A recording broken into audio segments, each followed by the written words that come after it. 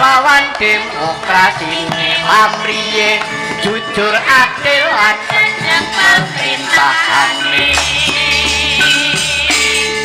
ayo eling mring pangeran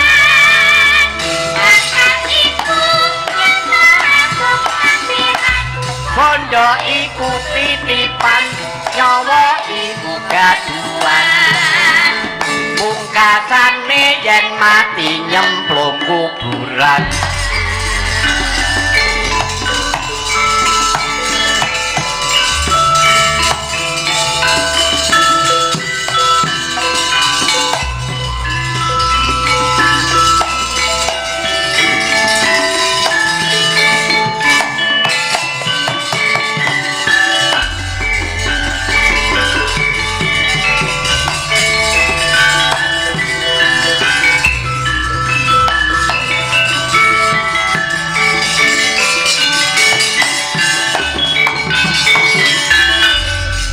Allahu Akbar mongko pepeling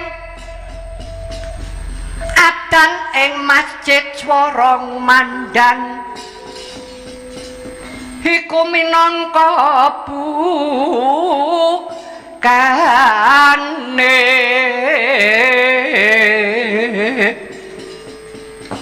ngibadah kang satu umat Islam salate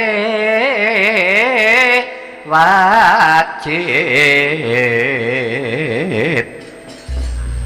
luwih becik jamaah sunahe kantun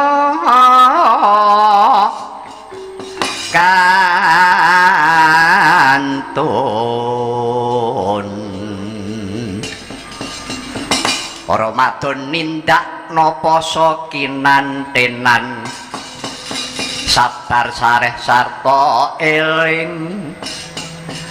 Allah paring hidayah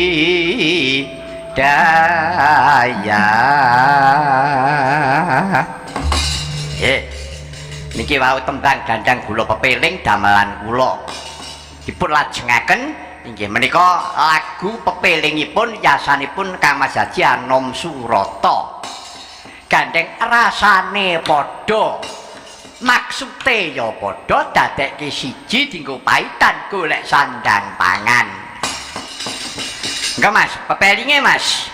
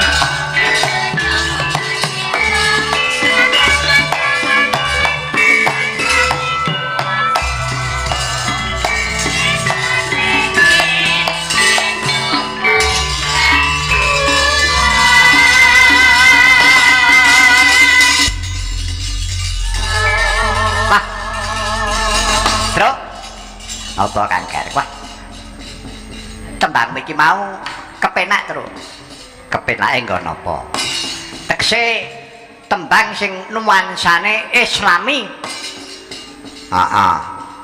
Runtut karo sasine. Oh iya, sasi mulut aja. Ngira patet karo maulud nabi terus sisan gawe. Iya, ora apa-apa. Mulane kuwi. Iya. Wah, Jan. Kang Gareng, apa?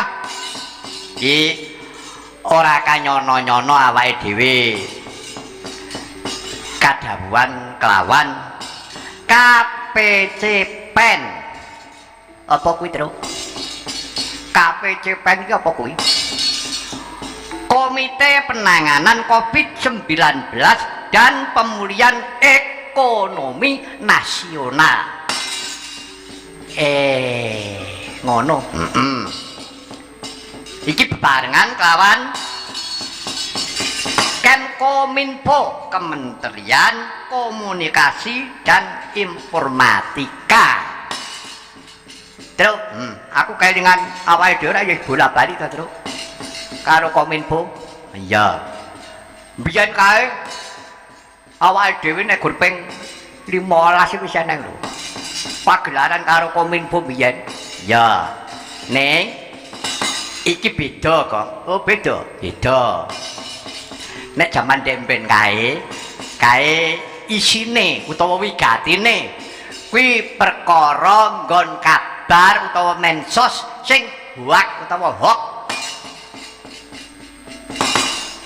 Sebab rikala semono ora akeh sing apa kuwi do nulis ning status kuwi sok-sok ngrugekke wong, sok gawe kapitunaning wong, gawe padu, gawe tatu.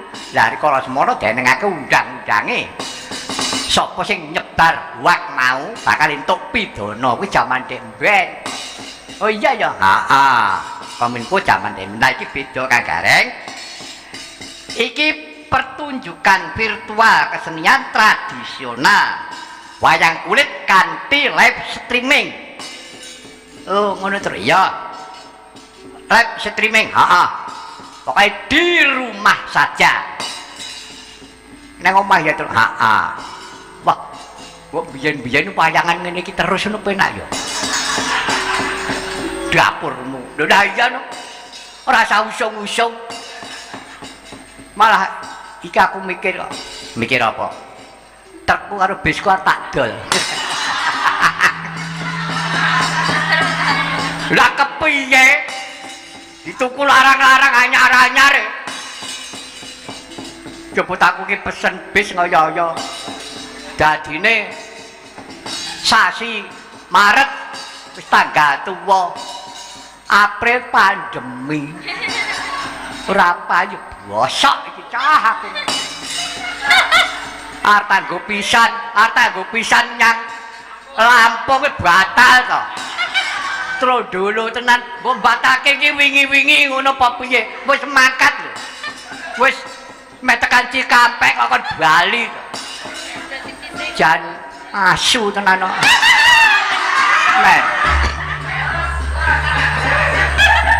Nek mau tak uneni ya aja gawe-gawe keseniman ya ta, Tru? Ning nrimo, Gong, nrimo wis to. Kok anggere awake dhewe iki nrimo. Gusti Allah ora sare. Wah, sare apa kowe, Tru? Ya, ra tenan to. Bocah kok senengane werna-werna. Nah, iki ngene. Nah. Tujuane Kang Gareng. Piye, Tru? Tujuane virtual pengiki wayangan iki ngene. Tujuan untuk membangun pemahaman, kepercayaan dan partisipasi publik untuk bersama-sama mewujudkan kesehatan pulih, ekonomi bangkit. Oh, kesehatan iso pulih ya. Ekonomi bangkit kita tegese ekonomi iki tukul meneh. Ya diteruske sik.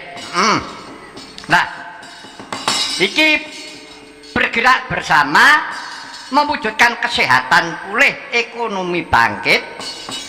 Awake dhewe iki rak ya eling to Kang Gareng. 7 bulan sudah kita ini bersama-sama menghadapi pandemi ini. Ya toh wabah iki lho. Les 7 sasi meh arep 8 sasi lho iki. Iya, mulane kuwi. Nah, ngene kagaren. Wabah ini jangan diremehkan. Aja disepelekke lho lara iki.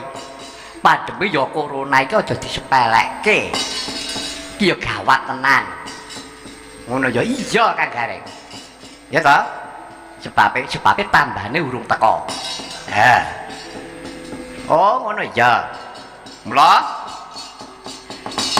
ning awake dhewe iki aja wedi. Jangan takut. Jangan panik. Nah, kene kowe ngerti. Ayo. Ini nek ora panik iki piye ta, Tru? Ngopo? Lah, anggere nonton TV kan ayo ada tulisannya jangan panik, ngono to. Heeh. Lah nek nonton gambare terus digaweke ruangan pirang-pirang. Eneng tulisan yang sakit sekian, yang mati sekian, kan. Lah nang ati ayo deg-degan to kuwi. Nah, eneng kene iki le deg-degan awake dhewe ayo diusadani. Awake dhewe kudu tatek tetek tanggon. Tegese ayo diadepi yo kanthi jujur atine. Ngono? Oh ngono iya. Nah, awake dhewe aja pesimis. Tegese aja kuwatir, ya. Awake dhewe yo kuwi mau kudu tatek tetek tanggon. Nah, terus tekad kita tekad baja. Awake dhewe iki nun sewu. Wong Indonesia iki TKT gede, TKT baja. Kok ngono? Kagareng kira mau ngadepi lelara. Biyen ki ngadepi bahaya. Apa zaman karo londo biyen kene dijajah londo. Londo ki gamane komplit. Ya to, nang mriyem kaya bedhe. Saiki wong Indonesia gamane apa? Geranggang. Kowe ngerti geranggang? Apa kuwi? Pring dilincipi kuwi lho. Pring dilincipi kuwi. Tur milih pring sing ireng, pring wulung, gedene sak lengen kae, terus pucuke dilincipi mengos ngono kae. Terus ditaleni nganggo pita abang putih. Mertandake sing pringe ireng kuwi mau nglanggengke Republik Indonesia biyen. Karo merah putih, saya berani, hati saya suci untuk membela kebenaran. Holobes kuntul baris bersatu kagareng Allahu Akbar. Pungkasane piye?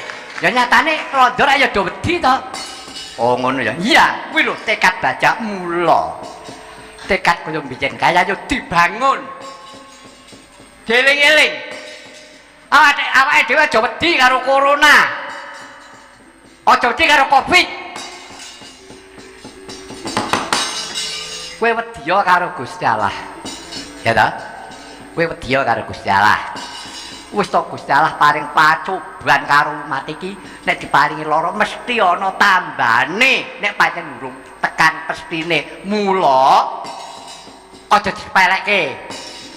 Apa kuwi perkara syarat sarana saka pamarentah, protokol kesehatan. Ayo dijaga bareng-bareng. Ngono heeh. Kaya to masker, cuci tangan, jaga jarak. Loh. Aku mayang yo nganggo masker jari yo repot. Iki ya rada tak plotroke ngono tak tutupi suaraku grengeng-grengeng iki. Ora cetha, mula ya tak buka sih. Ora apa-apa. Mulane kuwi ya mengingat kepentingan to, Tru. Heeh, mulane kuwi aku ya mesti tak plotroke. Hah? Ya mesti yo aku diplotroke to. Kok diplotroke ngapa? Lho nek penting gas kuwi rono-rono ora. Senengane pleset-plesetke. Mula awake dhewe ayo. Iki mangsa sulit iki kagareng. Saat ini kita marilah kita bangkit. Ya waktu-waktu ngene iki. Iki kanggo ngetes ya kuwi awake dhewe aja gumunan, aja kagetan. Aku bola-bali ra omong to ngene iki. Aja gumunan, aja kagetan. roh lara kono gumun. Kaget, engko piye? Malah mudyar kangge ngono. Mula atine kudu jenggelek, tekate kudu dibangun bareng-bareng.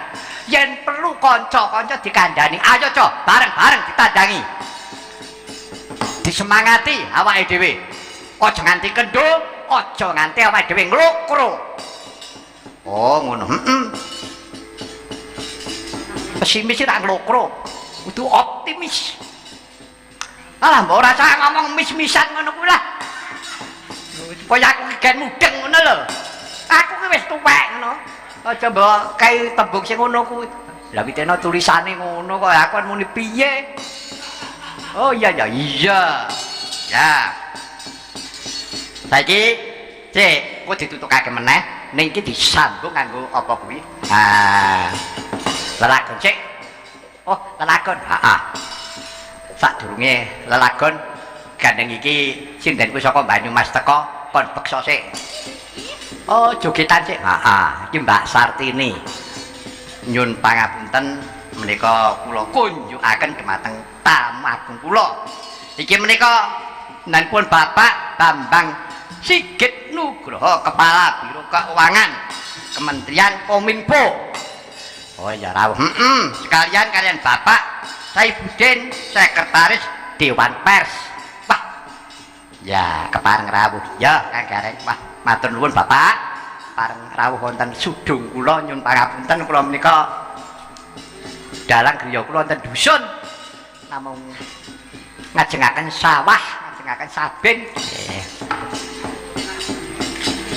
Malah nek duit iso awet. Ate awet ora tau lunga.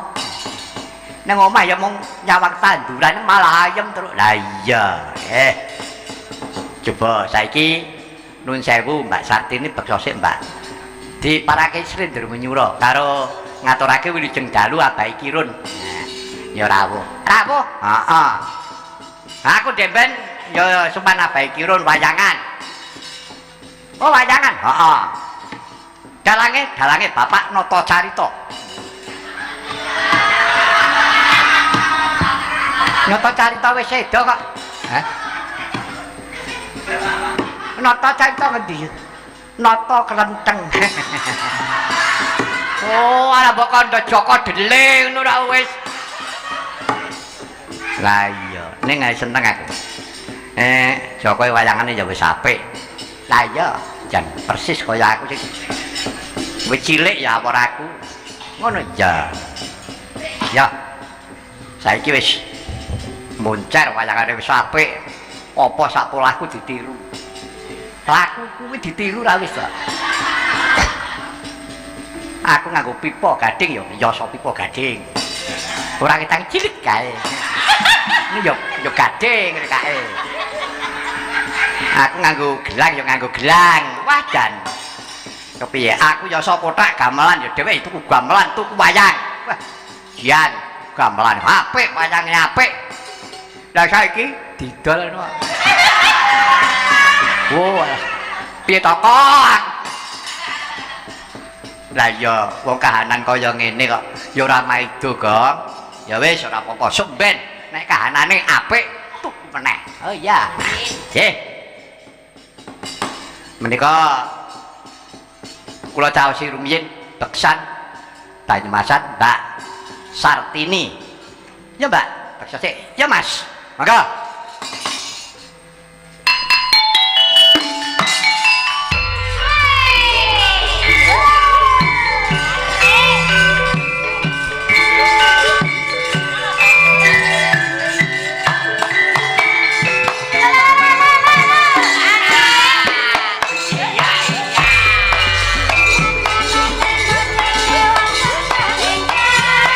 Hãy subscribe cho kênh Ghiền Mì Gõ để không bỏ lỡ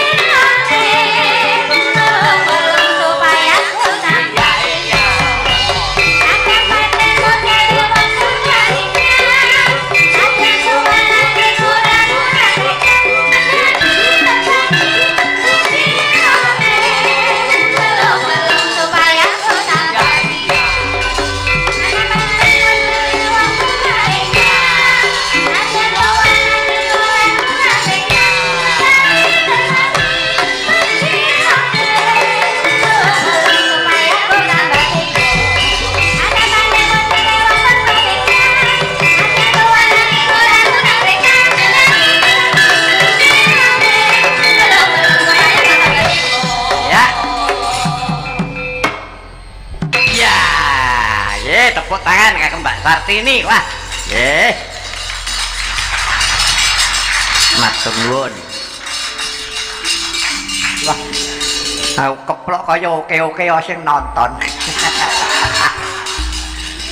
sing nonton wong 7 ya lho pancen awake dhewe iki protokol kesehatan kudu dijaga tenan gong tenan kuwi harus apapun yang terjadi nek kowe kepengin sehat ngono ya iya mulane ayo awake dhewe ning jaga iki nganggo tekad baja kuwi mau ya ta nah ana jroning masa sulit iki kanggo nindakake perubahan besar nah, ya ta perubahan besar untuk diri kita sendiri lan untuk negeri ngono lho ora mung kanggo awake dhewe kanggo ning kanggo wong sak negara utamane Indonesia iki ngono ya iya wah nah ya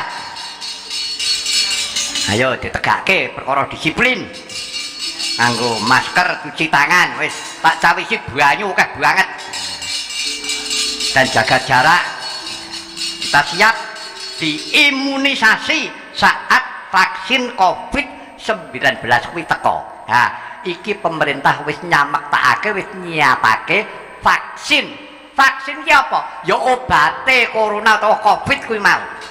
Najan iki urung teko, mulane sok benek wis teko awake dhewe kudu siap diimunisasi, ngono.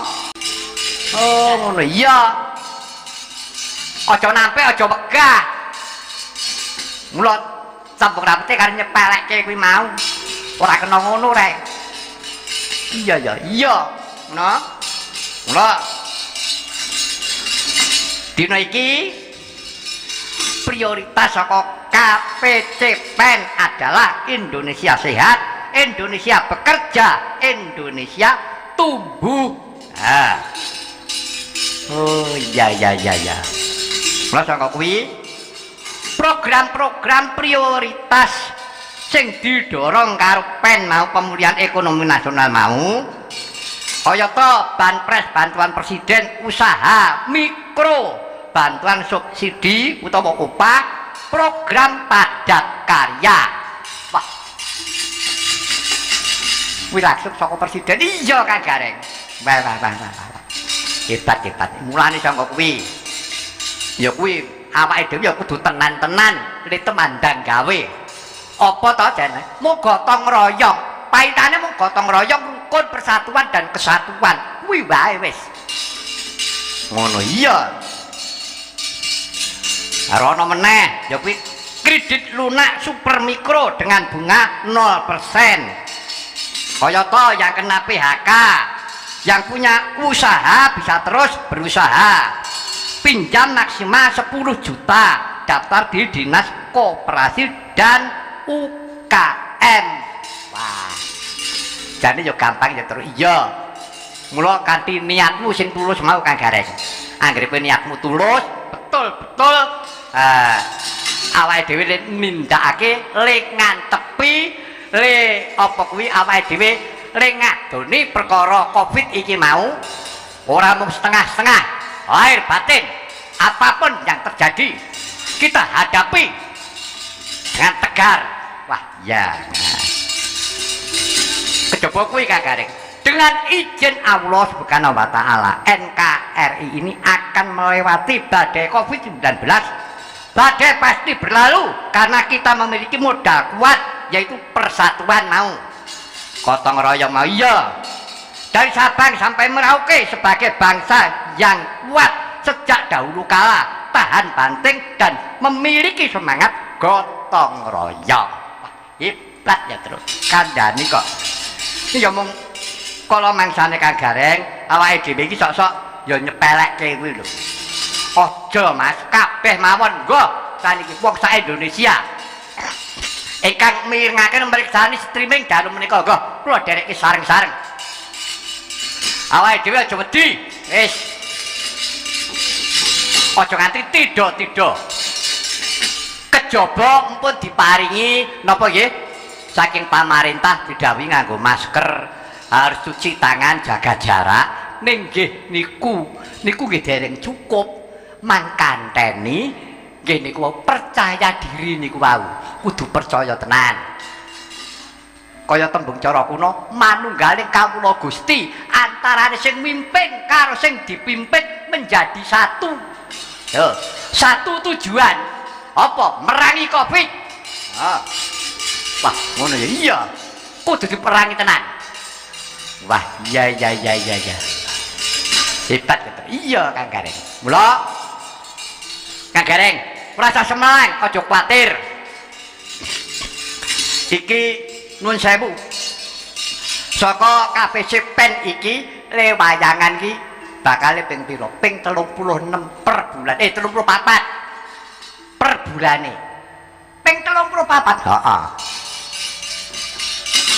nek dihitung-hitung kok setahun iki ping 306 atau 304 ngono ku setahun.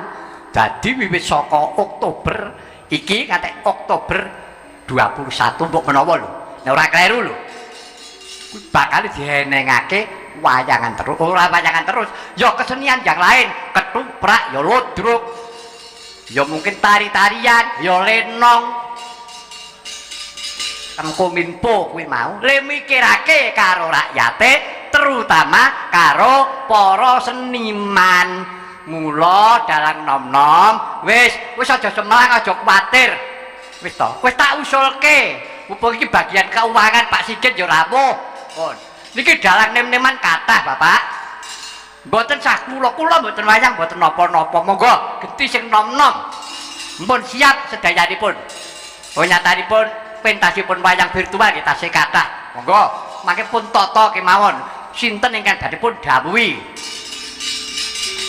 supaya ora nuwuhke kemeren ya terus iya Gong nek kaya awake dhewe iki lak ya nuwun sewu le mayang rak ya wis suwe nek nang panggung kuwi lha iya wiwit taun 25 sayane wis pikiran wis awake dhewe le sapa nek nggon ngarep debok rak wis 55 tahun ora bosen iki dilajat apa aku ku jane ya bosen truk ngene iki lha nek aku ora ngene iki arep badhok apa oh iya lah iya nek ora mayang arep mangan apa wis iso apa awake dhewe mulane ya diuri-uri mula mburiku tak siapke dalang nom-noman iki anak-anakku saka SMK 8 yen SMKI jurusan pedalangan neng kene kabeh kut tanggal 2, 3, 4 ujian ya neng kene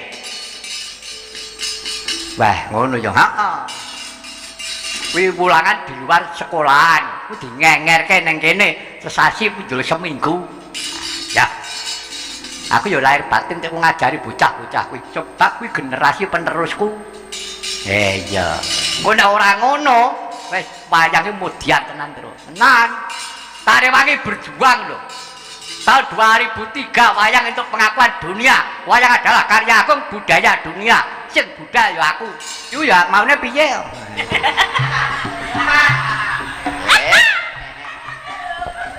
mangga aku mantan bupati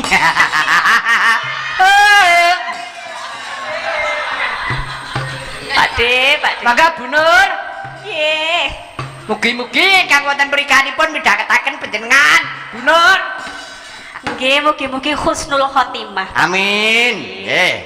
Kula setiap salat nggih kirim Al-Fatihah kagem beliaunya. Ya.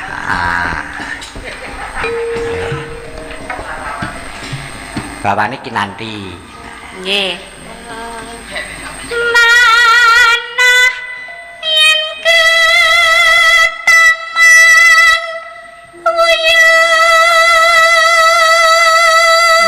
Yen ke Taman Buyung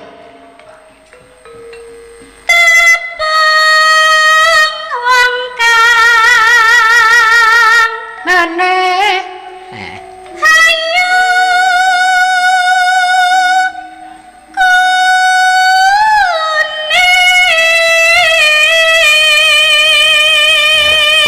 ayo kuning ayu kuning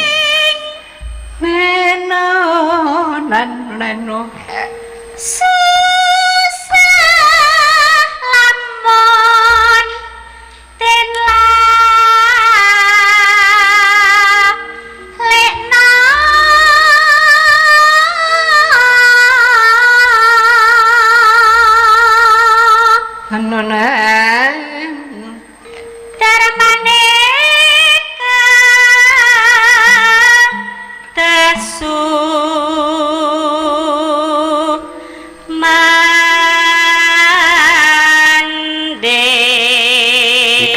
tahun 78. Oh ngono, heeh.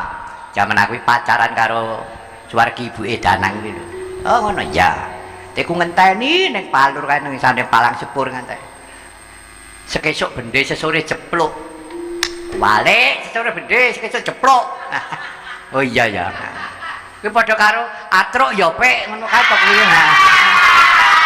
Lambemu ki oh ya edan. Terus senadyan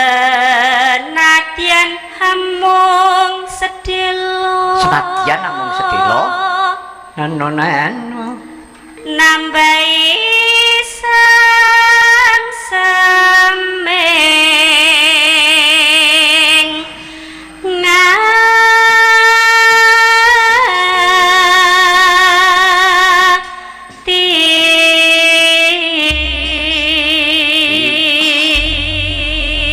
apa terus kinanti kasmaran.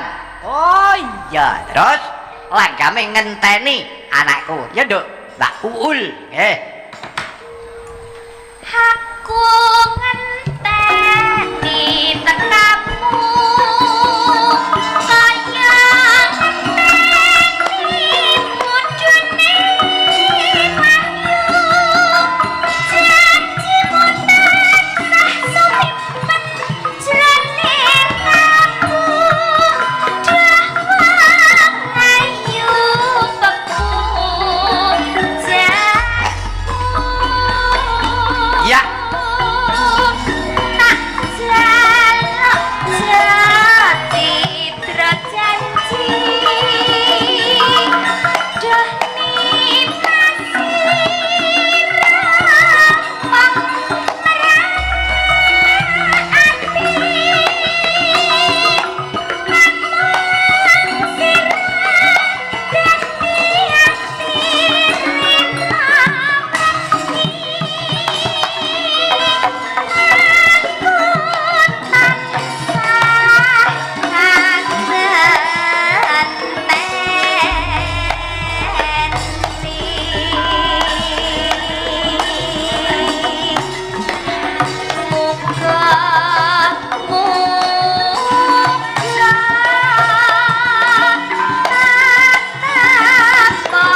Gom nemas.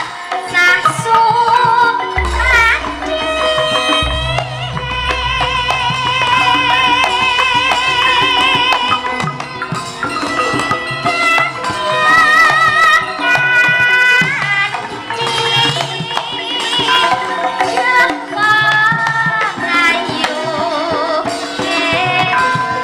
Ya.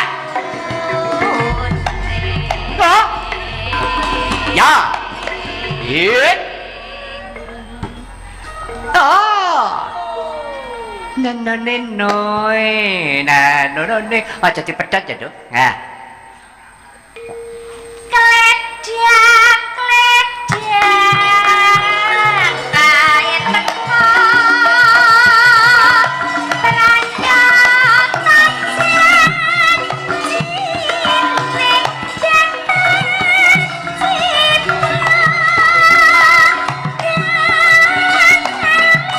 melon bisa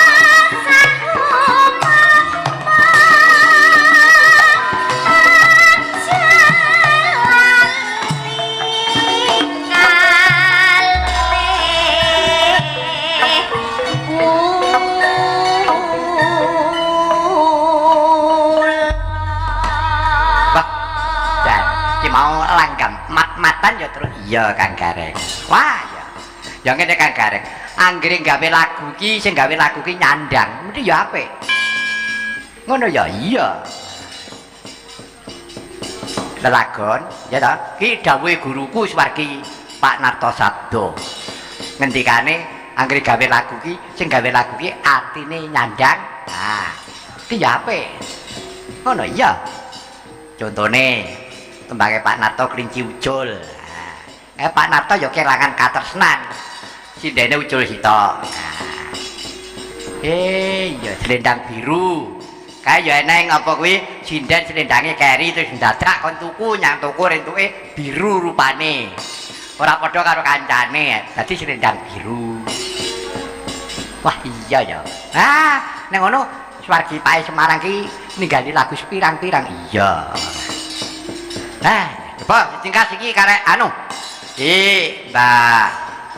Mbak Eka. Nur Santi.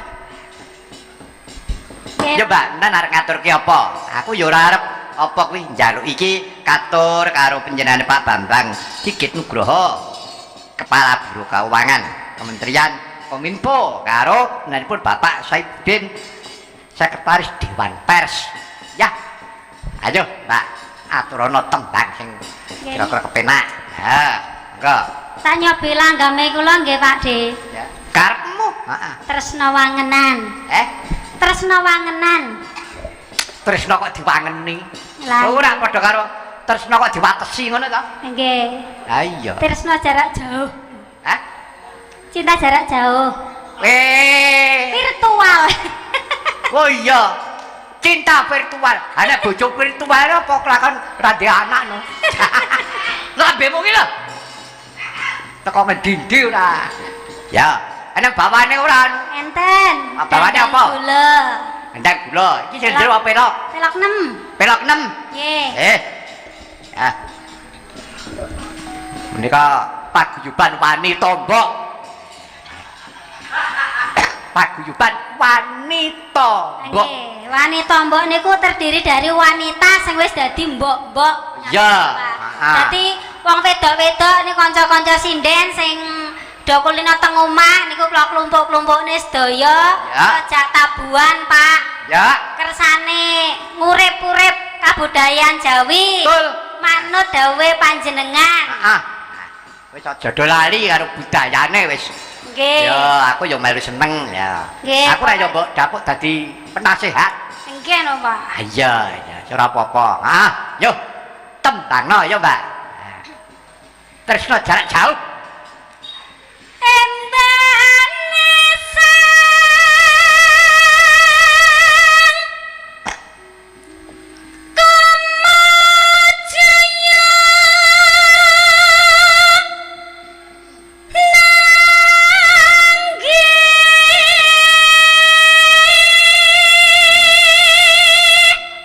Jaya rateh ngono ya apik kan. Namanya aku pengen duduk kok. Kowe iki meneng kok joro tak pateni kok. Wet mau wis kok ngewohi-wohi mau nyambut gawe. usul diri ludruke ya akeh sing nom-nom lho. Kaku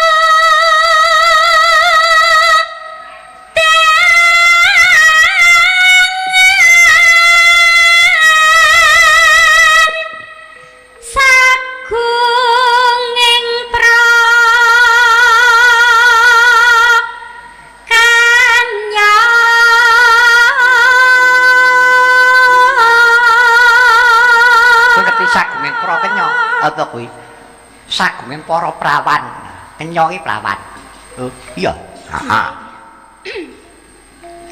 hamong padu kaya tine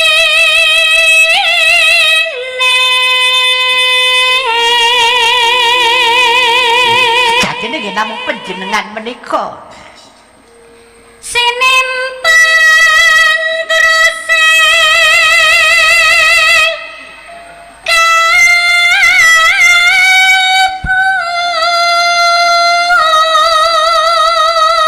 sampeyan niku sing kesemimpet teng manah kula.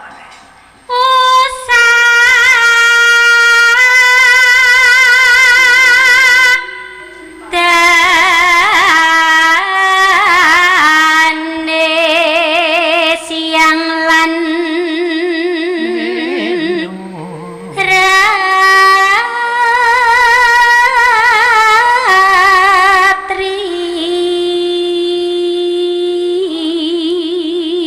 Sangkana kon burdo.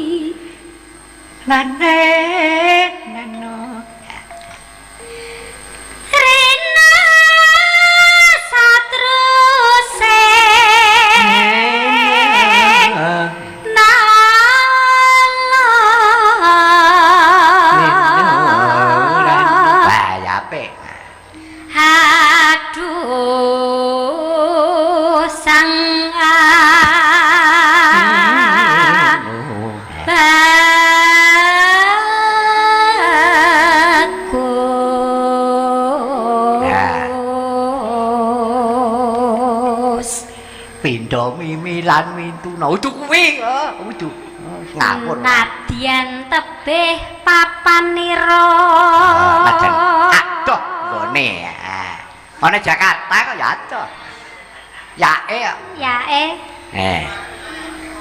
tan suwala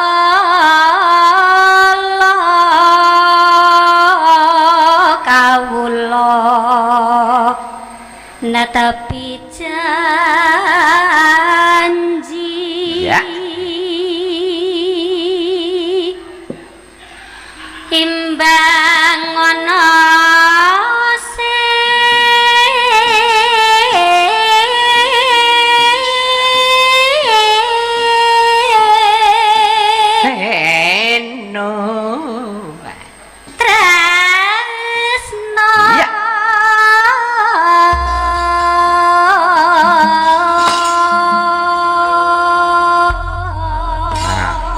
dasare suaramu apik sugih ya cengkok kaya Mbah Uul iki suarane ya apik sugih cengkok wah ayo yo terus ke Mbak nadyan tapi